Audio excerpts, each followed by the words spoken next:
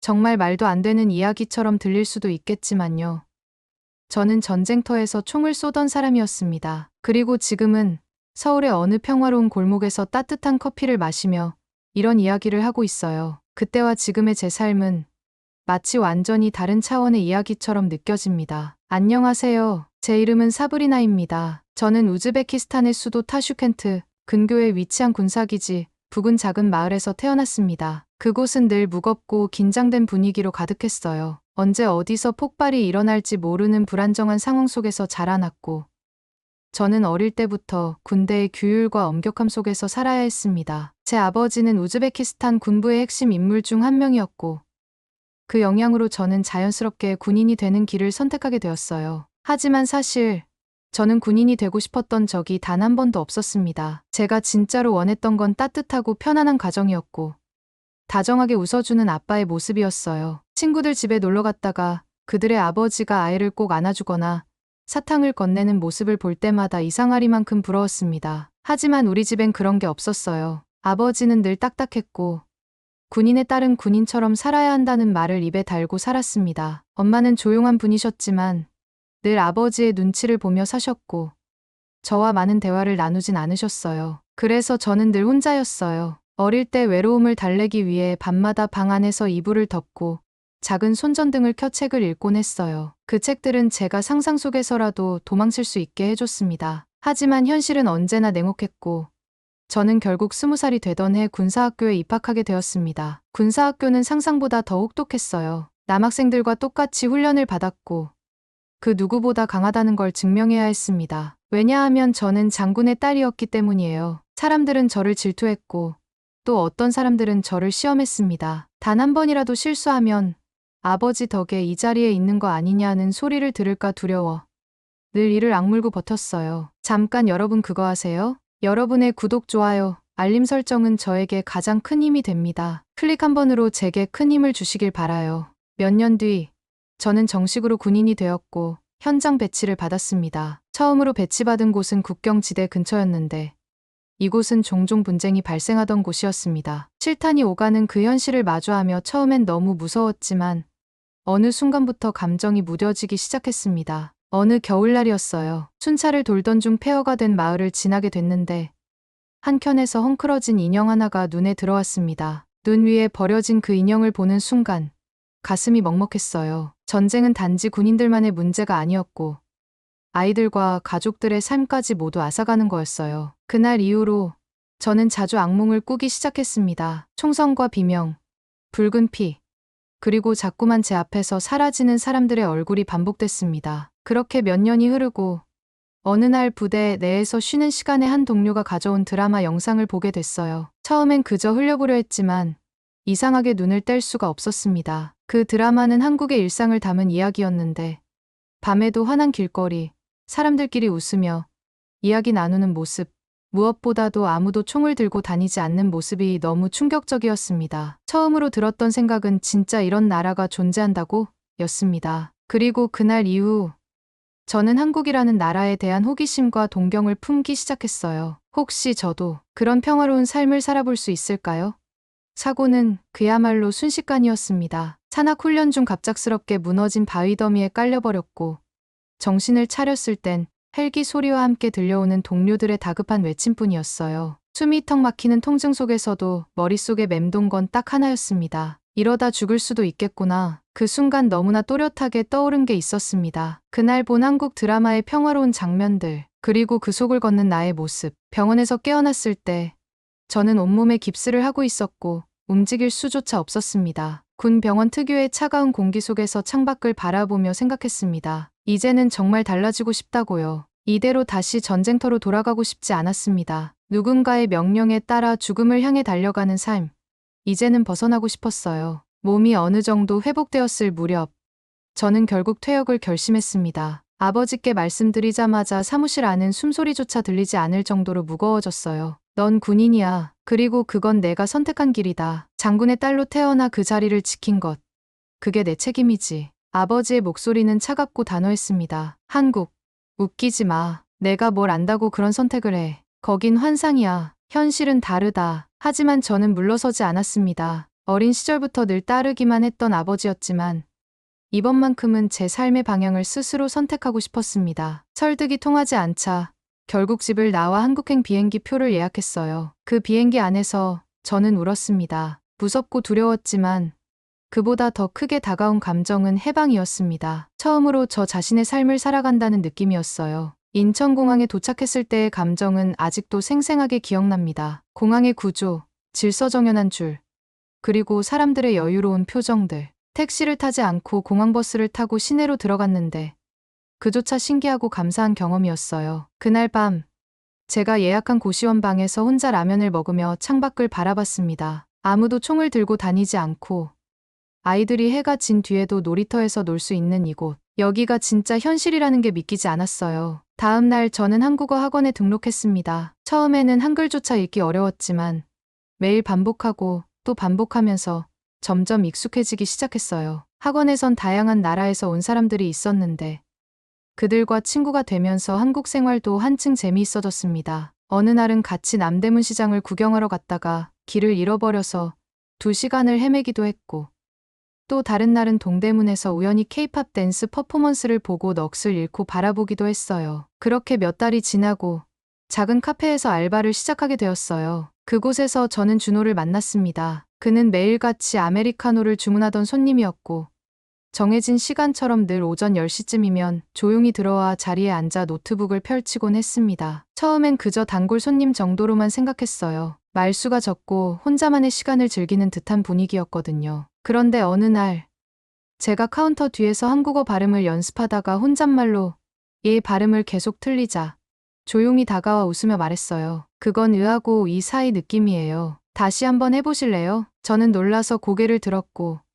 그가 말끝에 붙인 조심스러운 미소의 긴장이 조금 풀렸어요. 그날 이후로 그는 종종 한국어에 대해 가볍게 조언을 해주기 시작했습니다. 지하철이 아니라 지하철이에요. 받침을 너무 강하게 발음하면 어색해요. 그런 말들에 저도 모르게 웃게 되었고 어느새 제 발음 연습은 그와 함께하는 일상이 되었습니다. 하루는 갑자기 비가 쏟아졌고 우산을 깜빡한 제가 당황해하자 그가 말했어요. 저기 앞에 편의점 있어요. 같이 우산 하나 사서 씁시다. 우산 하나를 함께 쓰고 비를 맞으며 가게까지 걸어간 그 길 위에서 저는 처음으로 그의 따뜻함을 느꼈습니다. 또 다른 날엔 카페 마감 시간이 다 되어갈 때 그가 커피를 마시며 읽던 책을 조심스레 보여주며 말했어요. 혹시 이 책 읽어보셨어요? 한국 역사 이야기인데 외국인 입장에선 조금 어려울 수도 있어요. 근데 재밌어요. 책 표지에는 조선 후기 여성의 삶을 다룬 에세이가 적혀 있었고 그의 진지한 눈빛에 저는 처음으로 그에게 궁금증이 생겼습니다. 그렇게 자주 얼굴을 보다 보니 점심시간을 함께 하거나 학원 수업이 끝난 후 간단히 맥주 한 잔을 하게 되기도 했어요. 그는 전공이 역사였고 한국 문화에 관심이 많아 박물관과 전통시장을 즐겨 간다 했습니다. 그래서 저는 어느 날 직접 제게 의미 있던 장소로 그를 초대했어요. 망원시장 가보셨어요? 그는 고개를 저었고 우리는 함께 망원동으로 향했습니다. 시장 골목에서 따끈한 어묵을 먹으며 웃고 떠들던 그날 저는 마음 한켠이 이상하게 따뜻해졌어요. 그는 서두르지 않았고 언제나 존중과 배려를 잃지 않았습니다. 제 속도가 느려도 기다려주었고 제가 말이 서툴러도 끝까지 들어주었어요. 그런 순간들이 쌓이면서 저는 그에게 자연스럽게 기대고 싶어졌고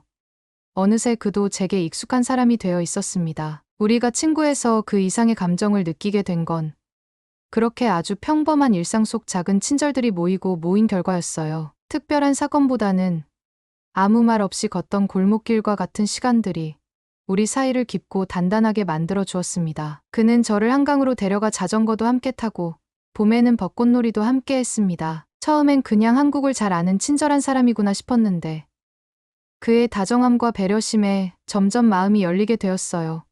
하루는 갑자기 장대비가 쏟아졌고 우리는 급히 비를 피해 작은 찻집에 들어갔습니다. 젖은 머리카락에 웃으며 허겁지겁 수건을 건네주는 그의 모습을 보며 이런 생각이 들었습니다. 이 사람과 함께라면 한국이 더 따뜻하게 느껴질지도 모르겠다. 그렇게 제 일상은 점점 한국에 스며들고 있었습니다. 아침마다 들리는 자판기 커피 소리, 정류장에서 서서히 다가오는 버스의 느낌, 그리고 익숙해진 한국어 문장들. 저는 어느새 전쟁의 그림자에서 벗어나 아주 조금씩 삶을 배우고 있었어요. 하루는 유난히 피곤하고 몸이 축 처지는 날이었습니다. 카페에서 알바를 마치고 집에 돌아와도 계속 속이 더부룩했고 머리까지 띵한 기분이 들었어요. 처음엔 감기라고 생각했지만 일주일이 지나도 증상이 사라지지 않았습니다. 그러다 친구가 무심코 말했어요. 혹시 테스트 한번 해보는 건 어때? 의심도 안 했던 저는 웃으며 고개를 저었지만 친구의 권유에 결국 약국에서 테스트기를 사왔습니다. 그리고 다음 날 아침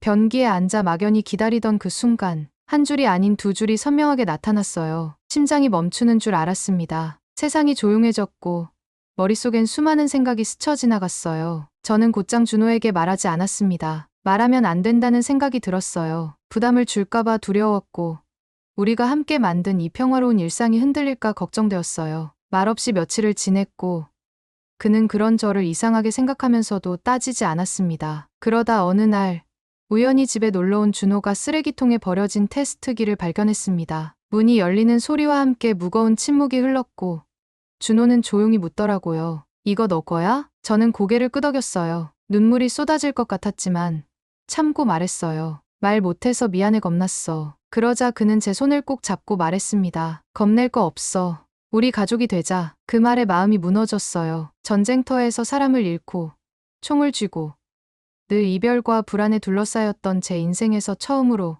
가족이라는 단어가 따뜻하게 들렸습니다. 결혼 준비는 조용히 시작됐습니다. 작지만 의미 있는 결혼식을 계획하며 저는 부모님께 이 소식을 전하기로 마음먹었어요. 하지만 예상대로 연락은 닿지 않았습니다. 수차례 전화와 메시지를 보냈지만 답은 없었어요. 마음이 아팠지만 어쩌면 이해도 됐어요. 갑작스럽게 떠난 저를 원망하는 마음이 클 수밖에 없겠죠. 그래도 포기할 수는 없었어요. 그래서 저는 병원에서 받은 초음파 사진을 찍어 메시지로 보냈습니다. 저는 지금 한국에서 잘 지내고 있어요. 그리고 생명이 생겼어요. 며칠 후 아버지에게서 메시지가 왔습니다. 단 3글자였습니다. 가보겠다. 그날 저는 멍하니 핸드폰을 들여다보며 한참을 울었어요. 한국에 오시겠다는 말은 곧 저를 이해하려는 첫걸음이라는 뜻이었어요. 부모님이 한국에 도착하신 날, 저는 공항으로 마중을 나갔습니다. 오랜만에 마주한 아버지는 여전히 강슥한 표정이었지만 그 안에 흐릿한 미소가 있었습니다. 어머니는 제 배를 보며 살짝 눈시울이 붉어지셨고요. 한국에 계시는 동안 저는 부모님을 데리고 정말 많은 곳을 다녔습니다. 처음에는 전형적인 관광지부터 가볼까 고민했지만 그보다 이 나라의 진짜 얼굴을 보여드리고 싶었어요. 그래서 제가 평소에 좋아했던 외국인들에겐 잘 알려지지 않았지만 한국의 정취를 깊이 느낄 수 있는 곳들을 함께 찾았습니다. 가장 먼저 데려간 곳은 망원동이었습니다. 복잡한 시내와는 다르게 조용한 골목마다 작고 감성적인 카페와 개성 있는 책방이 자리하고 있었고 부모님은 그곳의 평화로운 분위기에 깜짝 놀라셨어요. 아버지는 작은 로스터리 카페에 앉아 직접 내린 핸드드립 커피를 마시며 전쟁이 끝나고 이런 공간이 있다는 게 믿기지 않는다고 말씀하셨고 어머니는 감성 문구점에서 작은 송거울과 엽서를 사며 어린 소녀처럼 들뜬 표정을 지으셨어요. 그 다음으로는 을지로 골목을 함께 걸었습니다. 거친 철공소와 오래된 간판이 어우러진 그 공간은 아이러니하게도 세련된 감각의 바와 갤러리들이 숨어 있어서 옛것과 새것이 공존하는 모습이 인상적이었습니다. 아버지는 한 오래된 세탁소 앞에서 잠시 멈춰 이런 골목이 서울 한복판에 있다는 게 놀랍다고 하셨고 어머니는 수제 맥주집에서 처음 마셔보는 과일향 맥주를 드시며 웃음을 터뜨리셨어요. 또 하나 특별했던 곳은 성북동이었습니다. 골목을 따라 예술가의 작업실과 고택들이 이어져 있었고 산자락 아래 펼쳐진 조용한 길을 걸으며 어머니는 마치 한국의 시골에 와 있는 것 같다고 하셨어요. 그곳에서 우리는 한옥을 개조한 찻집에 들어갔고 창문 밖으로 보이는 풍경과 한 잔의 유자차가 부모님의 마음을 차분하게 녹여주었습니다. 아무 계획 없이 떠난 양양 여행도 기억에 남아요. 밤늦게 도착한 해변에서는 별이 쏟아질 듯했어요. 도시의 소음에 익숙한 부모님께는 그 고요함 자체가 놀라움이었죠. 다음 날 아침, 동해 바다를 보며 해산물 백반을 먹고 조용한 해변을 산책하며 부모님은 우리가 알던 한국보다 훨씬 더 다양하고 깊은 나라구나라고 말씀하셨어요. 이런 시간들이 쌓이면서 부모님도 점점 한국을 있는 그대로 받아들이기 시작하셨고 그 속에서 저희 삶을 이해해주기 시작하셨습니다. 그 어떤 설명보다 그들과 함께한 이 특별한 공간들이 제 마음을 대신해줬던 것 같아요. 하루는 저녁을 먹고 돌아가는 길, 아버지가 조용히 말하셨어요. 이렇게 안전한 나라가 진짜로 있었구나. 그 말 한마디에 저는 그동안 쌓인 모든 감정이 녹아내리는 것 같았습니다. 결혼식 날, 부모님은 단상 옆에서 조용히 앉아 계셨어요. 아버지는 손에 힘을 꽉 쥐고 있었고, 어머니는 끝내 눈물을 참지 못하고 흐느끼셨어요. 식이 끝난 후, 아버지는 저를 안아주며 말했습니다. 사브리나, 잘 살아라. 내가 선택한 길이 옳았다는 걸 이제 알겠다. 손주도 이 나라에서 자라는 게 더 행복할 거다. 그날, 저는 진짜 가족을 얻었다는 생각이 들었어요. 강요가 아닌 이해로 이루어진 관계, 혈연을 넘어선 사랑의 형태가 무엇인지 저는 이곳 한국에서 알게 되었습니다. 결혼식이 끝난 다음 날, 서울의 봄은 유난히 포근하고 햇살이 따뜻했어요. 예식장을 정리하고 남편과 함께 늦은 저녁을 먹으러 나가는데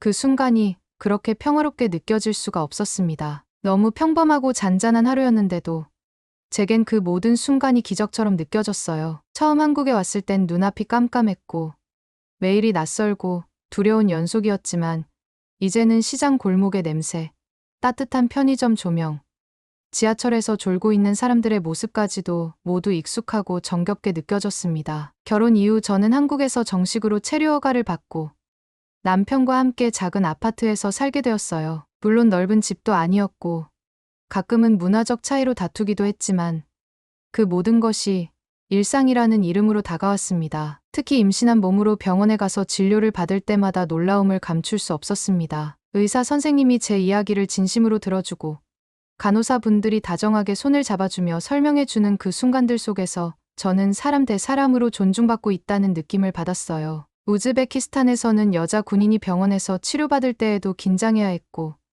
의료 환경은 늘 열악했기 때문에 이런 세심하고 친절한 진료 시스템은 처음이었습니다. 진료가 끝나고 계산서를 받아보았을 땐 더더욱 놀랐어요. 진료비가 너무 저렴했고 나라에서 지원받는 항목들이 많다는 것을 알고 나서는 저도 모르게 웃음이 났습니다. 이렇게 많은 걸 신경 써주는 나라가 있다니. 아이 태명이 생긴 날도 아직 기억나요. 남편과 함께 초음파를 보고 집으로 돌아오다가 갑자기 비가 쏟아졌어요. 우리는 우산 없이 뛰다가 편의점 앞에서 멈춰 섰고 그곳에서 빵 하나와 따뜻한 커피를 사서 잠시 비를 피했어요. 그 작은 공간 안에서 남편이 말했어요. 우리 아기 이름 봄이라고 지을까?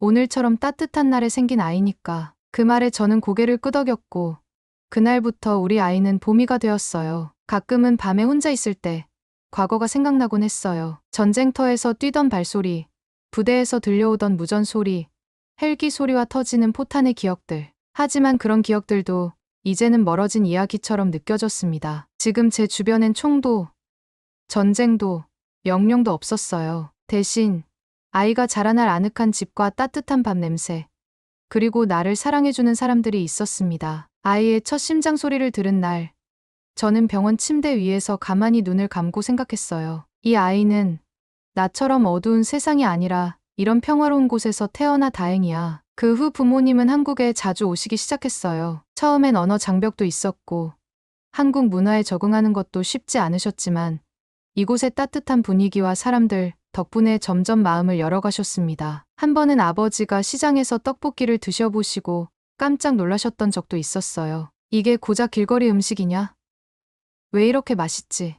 어머니는 한국 드라마를 보기 시작하시면서 한글 공부까지 하셨어요. 이제는 간단한 인사 정도는 자연스럽게 하시고 마트에서 장도 직접 보시곤 합니다. 가족이라는 것이 무엇인지 저는 한국에서 새롭게 배워갔습니다. 혈연으로만 엮인 관계가 아니라 서로를 이해하고 존중하며 만들어가는 관계. 과거의 저는 늘 누군가의 기준에 맞춰 살아야 했고 저 스스로를 잃어버린 채 복종하는 삶만을 배워왔지만 이제는 그렇지 않았어요. 이제는 나의 선택으로 내가 사랑하는 사람들과 함께 나만의 방식으로 살아가고 있습니다. 가끔 친구들이 제게 묻곤 해요. 너는 왜 그렇게 한국을 좋아하게 된 거야? 저는 웃으며 대답합니다. 그냥 여긴 나한테 처음으로 살아도 괜찮다는 느낌을 준 나라였거든. 그리고 마음속으로는 이렇게 덧붙입니다. 여긴 전쟁 대신 평화가, 명령 대신 존중이, 두려움 대신 사랑이 있는 나라니까. 이제 저는 다시 군인이 되고 싶지도 과거로 돌아가고 싶지도 않습니다. 아이가 태어나고 봄이처럼 따뜻한 시간이 흐를 때마다 제 선택이 옳았다는 걸 다시 한번 느끼게 돼요. 이 조용한 나라의 공기 속에서 저는 매일 새로운 삶을 배우고 있어요. 언젠가 이 이야기를 책으로 남기고 싶어요. 누군가 지금도 전쟁터 어딘가에서 지쳐가는 이가 있다면 그 사람에게도 이런 삶이 가능하다고 알려주고 싶거든요. 평화는 누군가의 이야기 속에만 존재하는 게 아니라 분명 현실이 될 수 있다는 걸 제가 지금 이렇게 증명하고 있으니까요. 지금은 아기가 태어나고 저희 부모님도 한국으로 오셔서 함께 지내고 있어요. 출산 후 바로 조리원에 들어갔을 때 부모님은 또 한 번 놀라움을 감추지 못하셨어요. 아버지는 복도 끝까지 이어진 넓고 조용한 조리원 내부를 둘러보며 말없이 서 계셨고, 어머니는 간호사 선생님이 준비한 따뜻한 미역국과 영양 간식을 보며 연신 감탄하셨어요. 세상에, 여기선 산모가 공주처럼 대접받는구나. 그 말에 저는 웃었고, 어머니는 눈시울을 붉히셨어요. 당신이 저를 낳았을 땐 손 하나 제대로 쓸 수 없는 채로 허름한 병원에서 겨우 버티셨다며. 너라도 이렇게 편하게 몸조리해서 정말 다행이야 라고 하셨어요. 조리원에서 퇴소한 후에는 부모님이 저희 집으로 오셔서 함께 지내고 계세요. 처음엔 낯설어 하시던 한국식 육아 방식도 이제는 익숙해지셨고, 기저귀 가는 법부터 분유 타는 법까지 하나하나 배워가며 손주를 돌보는 데 큰 기쁨을 느끼고 계세요. 아버지는 아이가 울면 누구보다 먼저 안아주고, 어머니는 매일같이 한복 입은 아기 사진을 찍으며 앨범을 만들고 계세요. 그런 부모님의 모습에서 저는 다시 한번 느껴요. 이전에 냉정하고 엄격하던 아버지가 지금은 손주를 앞에 두고는 무장해제된 얼굴로 웃고 있다는 거요. 하루는 아버지가 저녁 식사를 마친 후 조용히 말하셨어요. 처음엔 내가 이 나라에 왜 그토록 집착했는지 이해가 안 됐다. 그런데 지금은 안다. 여긴 사람을 따뜻하게 만드는 곳이야. 그 말을 듣고 저는 마음 깊이 울컥했어요. 군대에서만 살아온 분이, 전쟁과 명령에 익숙한 분이 그렇게 말해주셨다는 게 믿기지 않았습니다. 며칠 뒤 부모님이 다시 우즈베키스탄으로 돌아가야 할 시간이 다가왔어요. 짐을 싸는 내내 어머니는 몇 번이나 한숨을 쉬셨고, 아버지는 서랍을 열었다 닫았다 반복하며 말없이 시간을 끌었어요. 비행기 타기 전날 밤, 아버지가 제게 조용히 말했습니다. 이번에 돌아가긴 하겠지만 곧 다시 오겠다. 여긴 다시 오고 싶은 나라니까. 그날 밤 저는 잠이 오지 않았어요. 생각해보면 제가 한국에서 찾은 평화는 제 삶을 바꿔놓은 것뿐만 아니라 부모님의 삶도 바꿔놓았어요. 그분들의 표정이 바뀌고 말투가 부드러워지고 서로를 바라보는 눈빛이 변한 것을 저는 너무도 뚜렷하게 느꼈어요. 아이를 재우고 남편과 조용히 앉아 창밖을 보면서 가끔 생각합니다. 나는 정말 다른 나라에 와서 다른 삶을 살고 있구나. 그리고 이 삶은 내가 오랫동안 꿈꿔왔던 삶이었구나. 한국이라는 이 작은 나라가 제게는 세상에서 가장 넓고 따뜻한 품처럼 느껴집니다. 이곳에서의 하루하루가 기적 같고, 그 기적이 제 아이에게는 평범한 일상이 된다는 사실이 가장 감사합니다. 그래서 저는 앞으로도 이곳에서 가족과 함께, 그리고 저 자신답게 살아가려 합니다. 누구도 강요하지 않고, 누구의 명령에도 흔들리지 않고, 내가 사랑하는 사람들과 함께 그저 따뜻하게 살아가고 싶어요. 그리고 언젠가 아이가 자라 제게 묻겠죠. 엄마는 왜 한국에 오게 된 거야? 그때 저는 조용히 웃으며 말해줄 거예요. 엄마는 사랑받고 싶었단다. 그래서 여기에 왔고, 여기서 사랑을 만났어. 오늘의 이야기는 여기까지입니다. 오늘의 사연이 마음에 드셨다면 구독, 좋아요 부탁드리겠습니다. 소중한 시간 긴 이야기 끝까지 들어주셔서 진심으로 감사합니다. 앞으로도 더 좋은 사연으로 여러분을 찾아오겠습니다. 시청해 주셔서 감사합니다. 제가 본 걸 믿으실 수 있을지 모르겠습니다. 기내 선반 위에서 불꽃이 튀고 연기가 뿜어져 나왔어요. 누군가의 손은 새빨갛게 타오르고 있었고, 승객들은 소리를 지르며 좌석에서 몸을 일으켰죠. 전 승무원인데도 그 순간엔 숨이 막히고 말았어요. 하지만 그보다 더 충격적인 건 우리가 비상착륙한 공항에서 벌어진 일들이었습니다. 이 이야기를 들으시면 아마 한국을 다시 보게 되실 거예요. 안녕하세요. 제 이름은 엘레나입니다. 러시아 서쪽 끝 칼리닝그라드에서 태어나 자랐어요. 도시는 작지만 발트해와 접해 있어서 풍경이 정말 아름답습니다. 저희 가족은 5명이에요. 아버지는 은퇴하신 해군 장교셨고, 어머니는 지역 병원에서 간호사로 근무하셨어요. 오빠는 지금 상트페테르부르크에서 IT 일을 하고 있고, 여동생은 아직 고등학생이에요. 저는 집안에서 첫 번째로 외국 항공사에 입사한 사람이었죠. 어릴 때부터 하늘을 나는 것에 대한 막연한 동경이 있었고, 다양한 나라의 사람들과 만나고 싶다는 꿈이 있었거든요. 지금은 28살이고 모스크바를 기반으로 활동하는 항공사에서 승무원으로 일하고 있어요. 비행 경력은 벌써 7회째인데요. 그 중에서도 아시아 노선을 가장 많이 탔어요. 솔직히 말씀드리면 그다지 반가운 노선은 아니었어요. 특히 중국 노선은요. 처음엔 기대가 컸어요. 이국적인 문화, 화려한 도시, 맛있는 음식들을 상상했죠. 그런데 현실은 꽤 달랐습니다. 기내에서 큰 소리로 통화하거나 좌석을 무례하게 사용하는 승객들을 반복적으로 마주쳤어요. 심지어 기내에서 신발을 벗고 발을 올리는 분도 있었고요. 쓰레기를 아무데나 버리고 화장실도 깔끔하게 사용하지 않는 경우가 많았습니다. 그 모든 경험들이 쌓이면서 저도 모르게 아시아인에 대한 안 좋은 감정이 생겨버렸어요. 특히 중국 승객을 보면 무의식적으로 경계하게 되고 긴장하게 되더라고요. 잠깐 여러분 그거 아세요? 여러분의 구독, 좋아요, 알림 설정은 저에게 가장 큰 힘이 됩니다. 클릭 한 번으로 제게 큰 힘을 주시길 바라요. 하루는 이런 일도 있었어요. 북경에서 모스크바로 돌아가는 비행기였는데 한 승객이 탑승하자마자 제게 짜증 섞인 목소리로 불만을 터뜨리기 시작했어요. 좌석이 맘에 안 든다. 기내식은 왜 그 모양이냐. 물은 왜 차갑냐는 등등 무려 5번이나 같은 말을 반복했어요. 결국 담당 매니저가 와서 진정시켰지만 그날의 피로는 말로 다 표현할 수 없었습니다. 그렇게 한 번, 두 번.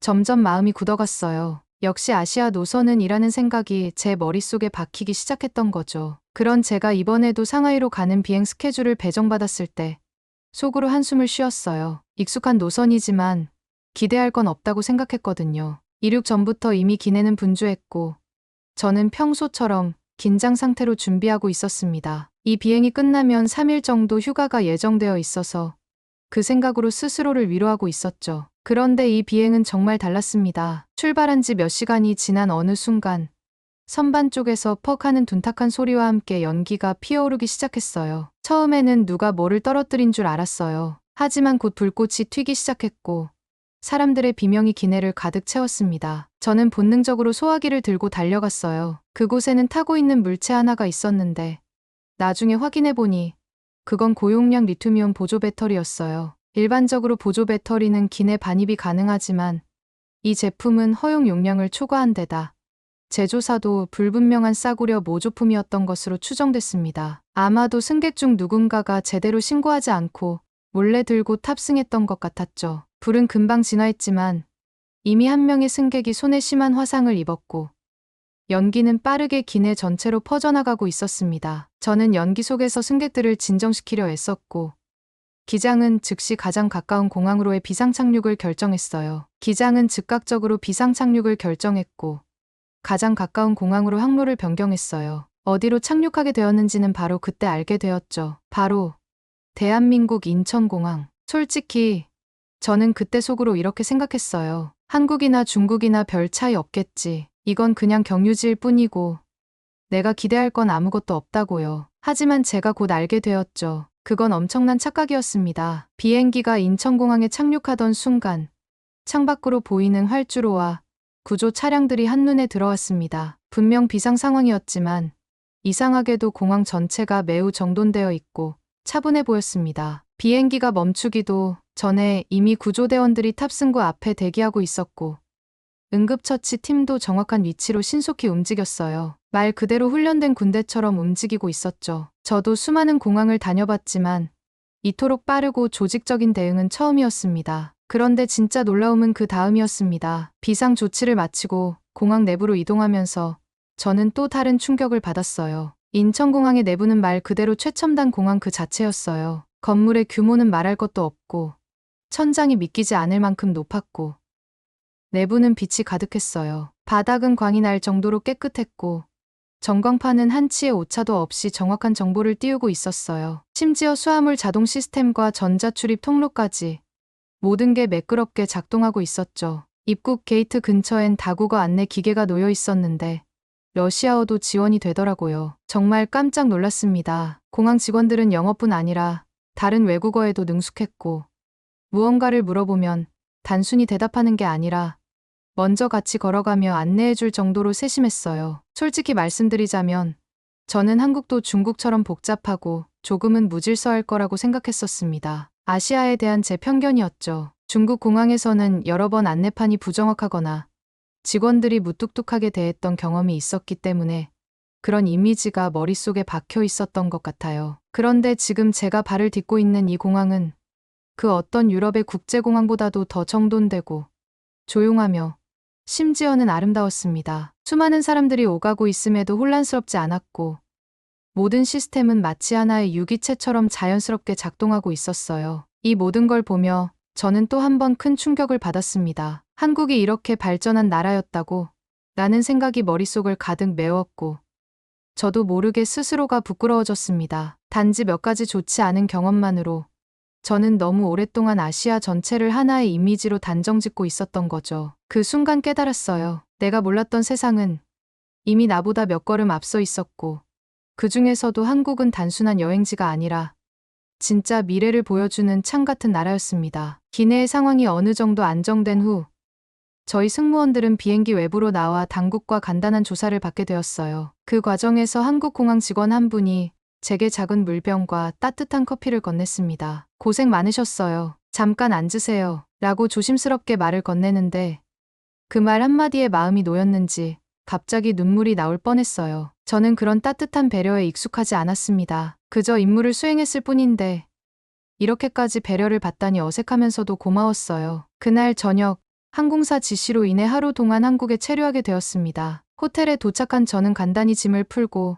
잠시 바람을 쐬기 위해 호텔 근처를 걸어봤어요. 낯선 도시에 대한 두려움도 있었지만 낮에 경험한 사람들의 친절함이 조금이나마 마음을 편하게 해주었어요. 길거리에는 야간에도 밝은 조명이 켜져 있었고 사람들이 휴대폰을 보며 조용히 걸어다녔습니다. 특히 인상적이었던 건 이곳이 이렇게 안전하고 조용하다는 사실이었어요. 도로는 깨끗했고 담배꽁초 하나 없이 정돈되어 있었습니다. 호텔 로비에 있던 리셉션 직원에게 주변 식당을 추천해달라고 하자 그는 친절하게 지도를 꺼내 손으로 직접 표시까지 해주며 설명해 주었어요. 이 골목으로 들어가면 아주 맛있는 김치찌개 가게가 있어요. 외국인도 많이 오니까 걱정하지 마세요. 그렇게 찾아간 식당은 작고 아담한 한식당이었습니다. 들어서자마자 구수한 된장 냄새가 코를 간지럽혔고 몇몇 손님들이 조용히 식사 중이었어요. 저는 자리에 앉아 메뉴판을 뚫어져라 쳐다봤지만 한글로 적힌 음식들이 낯설기만 했어요. 익숙한 단어나 그림이 없어 머릿속이 하얘졌습니다. 주변의 직원도 보이지 않아 당황하고 있었는데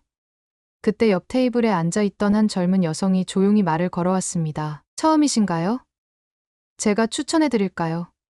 그녀는 아주 자연스럽게 몇 가지 음식을 소개해 주었고 한국 음식 중 가장 대중적이면서도 외국인에게 인기 있다는 김치찌개를 권해주었어요. 주문이 들어가고 얼마 지나지 않아 뜨거운 냄비에 보글보글 끓는 김치찌개가 등장했어요. 빨갛게 끓는 국물 위로 파와 두부, 돼지고기, 그리고 익은 김치가 가득 담겨 있었어요. 김치의 강한 향이 코끝을 자극했지만 이상하게도 불쾌하지 않고 식욕을 자극하는 묘한 매력이 있었습니다. 김치찌개와 함께 나온 하얀 쌀밥, 그리고 다양한 반찬들이 작은 접시에 정갈하게 담겨 함께 나왔어요. 반찬으로는 달콤하게 양념된 멸치볶음, 간장에 절인 메추리알, 그리고 상큼한 오이무침이 있었고요. 특히 감자조림은 처음 먹어보는 맛이었는데 짭짤하면서도 달콤한 소스가 감자에 스며들어 정말 부드러웠습니다. 처음엔 맵지 않을까 걱정했지만 김치찌개는 의외로 깊은 맛이 있었고 맵기보다는 얼큰하고 시원한 느낌이 강했어요. 숟가락으로 국물 한 입을 떠먹었을 때 몸 안이 따뜻하게 데워지는 기분이 들었고 돼지고기와 김치가 어우러져 내는 감칠맛은 정말 인상적이었어요. 함께 먹는 밥과도 너무 잘 어울렸고 김치 하나만으로도 이렇게 다양한 맛이 날 수 있다는 게 믿기지 않았습니다. 그녀는 식사 중간중간 저를 살펴보며 물었어요. 너무 맵지 않으세요? 밥 더 필요하시면 말씀하세요. 그 말에 저는 깜짝 놀랐어요. 처음 보는 외국인에게 이렇게 세심하게 챙겨주는 모습은 너무도 낯설면서도 따뜻했습니다. 저도 모르게 웃으며 고개를 끄덕였고 그녀는 환하게 웃으며 다시 자신의 식사로 돌아갔어요. 식당 전체 분위기도 따뜻하고 정겨웠습니다. 다들 조용히 식사하며 서로에게 폐를 끼치지 않으려는 듯한 배려가 느껴졌어요. 식사가 끝났을 무렵 제 앞에 놓인 그릇은 거의 깨끗이 비워져 있었고 뭔가 든든하게 채워진 느낌이 들었어요. 단순히 배가 불러서가 아니라 그 따뜻한 환대와 낯선 음식을 즐길 수 있었던 경험 자체가 저를 포근하게 감싸준 것 같았거든요. 그녀가 마지막으로 한 말이 아직도 기억에 남아요. 한국에서는 밥 한 끼도 혼자 먹지 말라고 하잖아요. 외국인이든 누구든 식사는 함께해야 맛있어요. 그 말은 단순한 친절을 넘어 이 나라가 가진 정과 따뜻함을 그대로 보여주는 말이었습니다. 저는 그 식사를 통해 한국의 문화를 단순히 보고 느낀 것이 아니라 직접 경험하며 마음으로 받아들이게 된 순간이었어요. 그날 저녁 호텔로 돌아가는 길에 비가 내리기 시작했어요. 갑작스러운 봄비였는지 우산을 챙기지 못한 저는 걷는 내내 온몸이 젖어버렸습니다. 호텔로 가는 골목은 생각보다 어두웠고 저는 조금씩 초조해지기 시작했어요. 낯선 도시에서 젖은 옷차림에 어둠 속에서 혼자 걷는 느낌은 어쩐지 고립된 기분마저 들게 했습니다. 바로 그때였어요. 갑자기 머리 위로 무언가 툭 하고 내려왔고 제 눈앞에 펼쳐진 건 큼지막한 회색 우산이었습니다. 놀라서 뒤를 돌아보니 정장을 입은 한 남성이 조심스럽게 말을 걸었어요. 혼자 가세요? 호텔 쪽으로 가시는 거면 같이 가드릴게요. 그 남성은 또래 정도 되어 보였고 말투가 아주 부드럽고 조심스러웠습니다. 저는 순간적으로 경계심이 들었지만 그의 표정에는 어떤 계산도 느껴지지 않았어요. 오히려 어색하게 웃으며 한 걸음 뒤로 떨어지는 모습에 오히려 안심이 되었죠. 정말 괜찮으시다면 고맙습니다. 제가 조심스럽게 대답하자 그는 우산을 살짝 더 저에게 기울여 주었어요. 우리는 말없이 골목을 함께 걸었어요. 바닥에는 물이 고여 있었고 비는 여전히 쏟아졌지만 이상하게도 마음만은 조금 따뜻해졌습니다. 몇 걸음쯤 걷다 보니 그는 조심스럽게 말을 걸었어요. 비 올 때 혼자 걷는 건 좀 쓸쓸하죠. 저도 출장 중이라 낯설린 매한가지예요. 그렇게 우리는 서로의 이름도 어디서 왔는지도 모른 채 잠깐의 대화를 이어갔습니다. 호텔 입구에 도착했을 때 그는 우산을 접으며 짧게 인사했어요. 좋은 밤 되세요. 한국의 첫 인상이 조금은 괜찮았으면 좋겠네요. 그리고는 자신이 묵는 쪽으로 조용히 걸어가 버렸습니다. 저는 멍하니 그 뒷모습을 바라보다가 호텔 로비로 들어와서야 현실로 돌아왔어요. 작은 친절이었지만 그 순간만큼은 제게 큰 울림이 있었습니다. 제가 상상해왔던 아시아 사람들에 대한 이미지와는 전혀 달랐고 그 짧은 만남 하나로 누군가에 대한 생각이 달라질 수도 있다는 걸 느꼈어요. 이전 같았으면 그냥 스쳐 지나갔을 장면이지만 그날의 비와 우산 그리고 그 낯선 남성의 말 한마디는 제 마음에 깊게 남았어요. 그리고 저는 그날 밤 다시 한번 생각했어요. 내가 알고 있던 세계는 너무 좁았다고. 한국이라는 나라, 이 낯선 도시는 제게 편견을 넘어서 따뜻함을 가르쳐주고 있었습니다. 한국에서의 하루는 정말 빠르게 지나갔습니다. 비상 착륙 이후 처음 접한 사람들의 반응과 질서 있는 시스템. 그리고 너무나도 현대적인 공항의 모습은 제게 깊은 인상을 남겼습니다. 하지만 저는 그저 운이 좋았던 거겠지. 단지 공항과 호텔, 몇몇 사람만 그랬던 걸 거라고 생각했어요. 제 마음속에는 여전히 조심스러움이 남아 있었습니다. 그러나 그 다음 날, 그 생각은 완전히 무너지고 말았어요. 호텔에서 아침을 먹고 난 뒤 항공사 측의 조치로 하루 동안 인천 시내를 자유롭게 둘러볼 수 있는 시간이 생겼습니다. 저는 큰 기대 없이 인천의 중심가로 나가보기로 했어요. 날씨는 따뜻했고 거리는 활기찼습니다. 도심 속 지하철역에 들어섰을 때 저는 또 한 번 놀랐어요. 시설이 너무나도 깨끗했고 안내 시스템도 체계적으로 잘 되어 있었어요. 특히 놀라웠던 건 교통카드를 한번 터치하는 것만으로 지하철뿐 아니라 버스까지 연계해서 탈 수 있는 시스템이었어요. 러시아에서는 아직도 일부 도시에서만 가능하고 환승 시스템이 복잡해서 매번 표를 따로 사야 하거든요. 지하철 내부도 마찬가지였습니다. 벽에 붙은 광고판에서는 한국의 다양한 문화와 관광지를 소개하고 있었고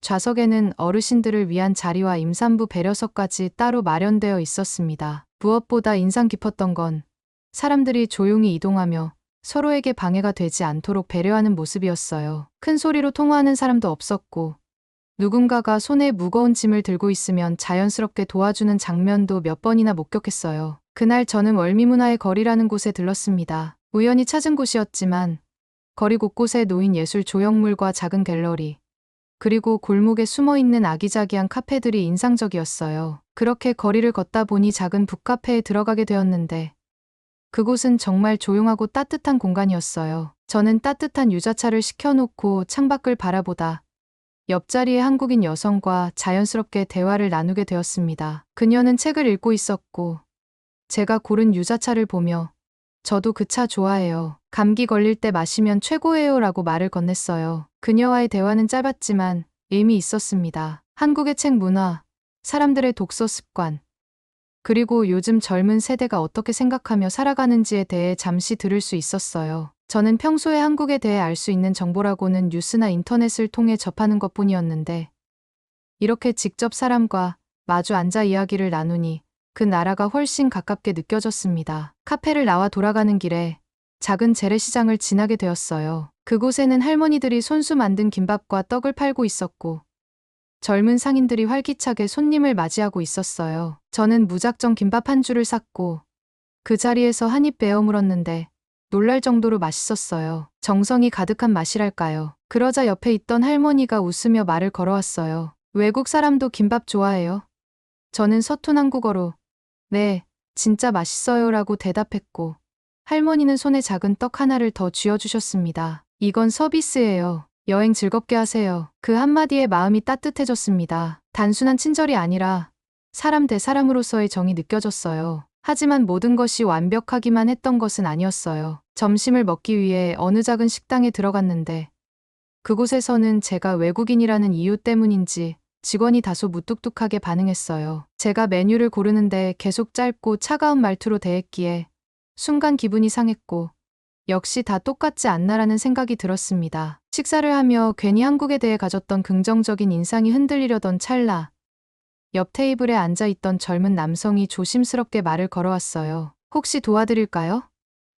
제가 여기 자주 오거든요. 그는 메뉴에 대해 하나하나 설명해 주었고 추천까지 해주며 친절하게 웃었어요. 저는 무척 놀랐고 고맙다는 말을 몇 번이나 반복했어요. 그 후 직원의 태도도 조금씩 부드러워졌고 식사 마무리 즈음엔 미소까지 지으며 인사를 해주셨어요. 처음에는 단순한 오해였던 거죠. 그 직원은 외국인을 대하는데 익숙하지 않아 서툴렀던 것이었습니다. 그 일을 겪고 나서 저는 또 하나의 중요한 사실을 깨달았어요. 누군가가 불친절하게 느껴졌다고 해서 그 사람의 본심을 단정지을 순 없다는 것. 제 편견이 만든 벽을 하나하나 깨뜨리는 경험들이 계속해서 이어지고 있었습니다. 한국에서 보낸 하루가 제 안의 오해와 선입견을 얼마나 무너뜨리고 있는지를 그날 진심으로 실감했어요. 낯선 문화, 다른 언어, 새로운 환경 속에서도 사람과 사람 사이의 따뜻함은 국경을 넘는다는 걸 저는 한국에서 직접 느끼고 있었습니다. 한국에서 보낸 그 하루는 제게 하나의 전환점이 되었습니다. 비상착륙이라는 예상치 못한 사건으로 시작된 여정이었지만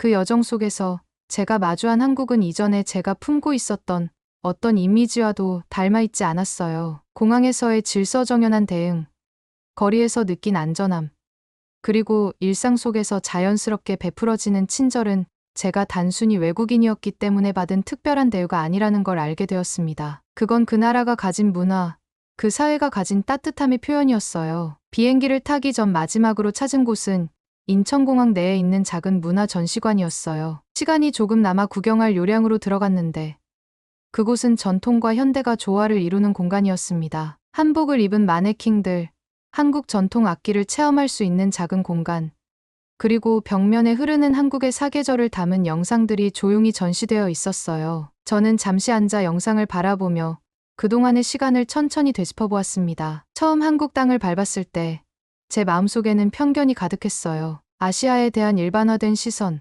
중국 노선에서 겪었던 피로와 스트레스, 그리고 무심코 쌓여버린 오해들. 하지만 이곳에서 만난 사람들은 그 모든 것을 부수고 새로운 시선을 제게 안겨주었습니다. 김치찌개를 함께 먹으며 웃던 여성, 비 오는 밤 우산을 씌워준 낯선 남성, 무뚝뚝해 보였지만 끝내 웃어주었던 식당 직원, 따뜻한 떡을 건네던 시장의 할머니, 모두가 제게 진짜 한국을 보여주었어요. 마지막 비행기 탑승 전 저는 면세점에서 가족들에게 줄 선물을 샀습니다. 어머니를 위한 진한 홍삼차, 아버지를 위한 전통적인 자개 장식 소품, 그리고 여동생에게는 귀여운 케이팝 아이돌 키링까지. 그 선물 하나하나에 담긴 마음은 단순한 기념품이 아니었어요. 그것은 제가 느낀 한국의 모습, 제가 경험한 감동을 조금이나마 전하고 싶은 마음이었습니다. 탑승 게이트 앞에서 기다리는 동안 옆자리에 앉은 한 한국 여성이 조심스럽게 말을 걸어왔어요. 혹시 여행이세요?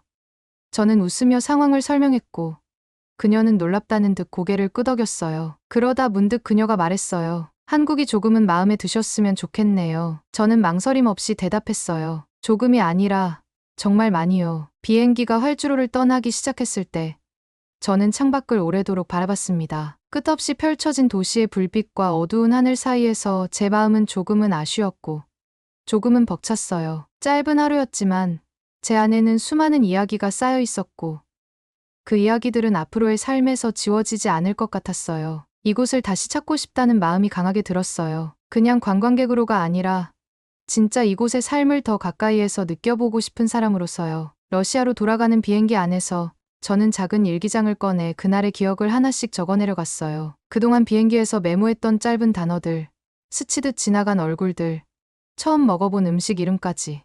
그 기록들은 단순한 여행의 흔적이 아니라 저희 마음이 바뀌는 과정을 담은 작은 발자취였습니다. 한국은 이제 제게 하나의 목적지가 아니라 다시 돌아가고 싶은 감정이 된 나라였어요. 지금 이 이야기를 여러분께 들려드리는 이유는 단순합니다. 우리는 때때로 아주 작은 오해와 경험들만으로 어떤 나라, 어떤 사람들을 쉽게 판단하곤 합니다. 저도 그랬어요. 하지만 진짜 중요한 건 직접 보고 느끼는 경험이에요. 그리고 그 경험이 줄 수 있는 감동은 상상 이상의 것이 될 수 있다는 걸 저는 한국에서 깨달았습니다. 이제 저는 제게 묻는 사람들에게 자신 있게 말할 수 있어요. 한국은 어때요?